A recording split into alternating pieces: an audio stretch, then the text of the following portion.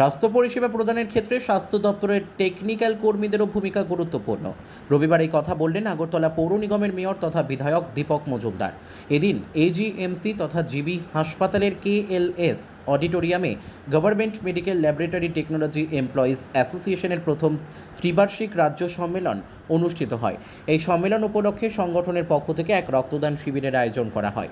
এই রক্তদান শিবিরে উদ্বোধক তথা প্রধান অতিথি হিসেবে উপস্থিত ছিলেন আগরতলা পৌর নিগমের মেয়র তথা বিধায়ক দীপক মজুমদার।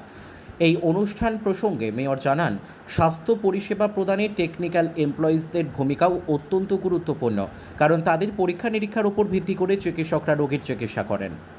বিভিন্ন সামাজিক সংস্থা, ক্লাব, প্রতিষ্ঠান, ব্যক্তির কাছে এবং রাজনৈতিক দলের আবেদন রেখেছিলেন রক্তদানে এগিয়ে আসার জন্য। তারই অঙ্গ হিসাবে সারা রাজ্যে আমাদের রক্তদান উৎসব চলছে। তাই আজকে যারা এই প্রোগ্রাম অর্গানাইজ করেন তাদেরকে ধন্যবাদ জানাই। পাশাপাশি যারা রক্তদানে এগিয়ে এসে অংশগ্রহণ করছেন সেই রক্তদাতাদের আমি ধন্যবাদ জানাই, এবং যারা আমাদের স্বাস্থ্য বিভাগে প্যারামেডিক্যাল স্টাফ, ডক্টররা রক্ত গ্রহণে সহযোগিতা করছেন তাদেরকেও ধন্যবাদ জানাই। এবং আমি বলবো যারা আজকে রক্ত দিচ্ছেন বা রক্তদান করছেন তাদের জীবনের শ্রেষ্ঠ কর্ম এবং মানব ধর্ম পালন করছেন। কারণ রক্তের কোনো বিকল্প নেই, রক্তের বিকল্প হচ্ছে মানবতা বা এই ধরনের রক্তদান শিবির।